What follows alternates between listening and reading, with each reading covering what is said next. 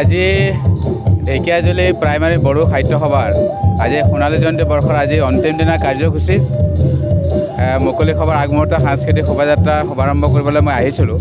সঁচাকৈ মই ক'ব লাগিব যে বড়ো সাহিত্য সভাই বড়ো জাতিটোক বহু আগলৈকে লৈ আহিছে আৰু সঁচাকৈ 50 বছৰ আগতে ঢেকিয়াজুলি প্ৰাইমাৰী বড়ো সাহিত্য সভা যি জন্ম দিছিল, যিসকল স্বনামধন্য ব্যক্তি জাতিটোৰ কাৰণে নিজৰ শ্ৰম ত্যাগ কৰি কপালৰ ঘাম মাটিত পেলাই আজি সংগঠনটো আজিৰ তাৰিখত যিটো স্তৰত আনি দিছে আৰু এই সংগঠনে বড়ো সাহিত্য সভা যিটো সংগঠনে বড়ো জাতিটোক আজিৰ তাৰিখত যি আজিৰ যুগটোত যেনেকুৱা ধৰণে আগুৱাই লৈ আহিছে তাৰমানে সঁচাকৈ মই শলাগ লৈছোঁ। যিসকল ব্যক্তি আজি আমাৰ মাজত নাই বা আমাৰ জনগোষ্ঠীটোৰ মাজত নাই, তেওঁলোকে এই বড়ো সাহিত্য সভা জন্ম দি আজি ঢেকিয়াজুলি বড়ো সাহিত্য সভাৰ আজি 50টা বছৰ গৌৰৱিছে।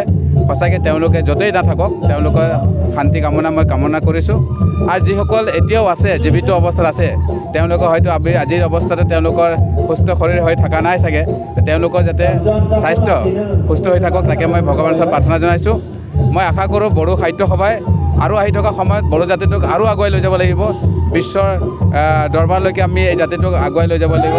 আৰু এই বড়ো জাতিটোৱে সঁচাকৈ যেনেকৈ বড়ো ছাত্ৰ সন্থাই আৰু বড়ো সাহিত্য সভাই যিধৰণে কাম কৰিছে, সঁচাকৈ অন্যান্য জাতিসমূহবিলাকৰ লগত এই বড়ো জনগোষ্ঠীটোৱে আজিৰ তাৰিখত সমানে সমানে খোজ দিবলৈ সক্ষম হৈছে বুলি মোৰ অনুভৱ আছে। फारियानो जाबाय रेलि दंमोन।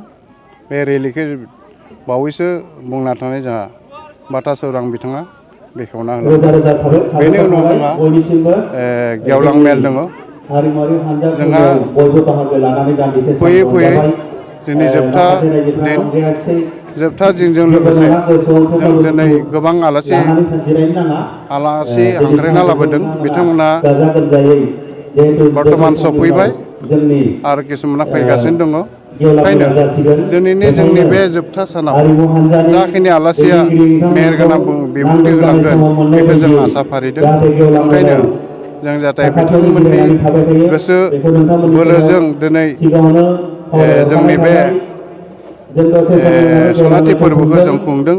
बिथांमोना निस्सय जोंखौ मोजाङै सुबुरुन होगोन बेखौ आसा फारिनानै दिनै जों बे ढेकियाजुलि बर' साहित्य सभाया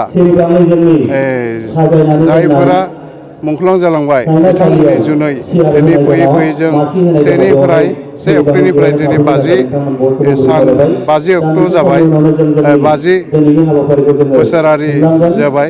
ओंखायनो बे 50 बोसोरारि जानाय लोगो लोगोनो जोंहा मोनसे जोंनि ढेकियाजुलि आन्चलिक बर' साहित्यआ सिन्था खालामबाय जे जों सनाथि मायथाइ फोरबो खुंनांगोन देग्लाय। बे हिसाबै जों जर'खा रायज्लायनानै जों गामिनि गासै 33 सन गामि दं जोंहा 33 सन गामिनि सेक्रेटारि प्रेसिडेन्ट आरो बिथांमोनखौ लिंहरनानै जों जर'खायै रायज्लायनानै जों देग्लाय सनाथि फोरबो खुंनाय जागोन।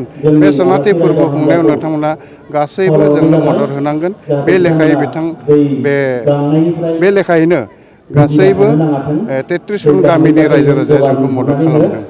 ओंखायनो जों बे मददनि लेखायै दिनै जोंहा जोबथा सान, बे जोबथा सानाव जों गोबां आलासिजों जों मुखुब जानानै जोंनो मोजां सुबुरुन होलांगोन बेखौ आसा खालामनानै आं आसा खालामदों।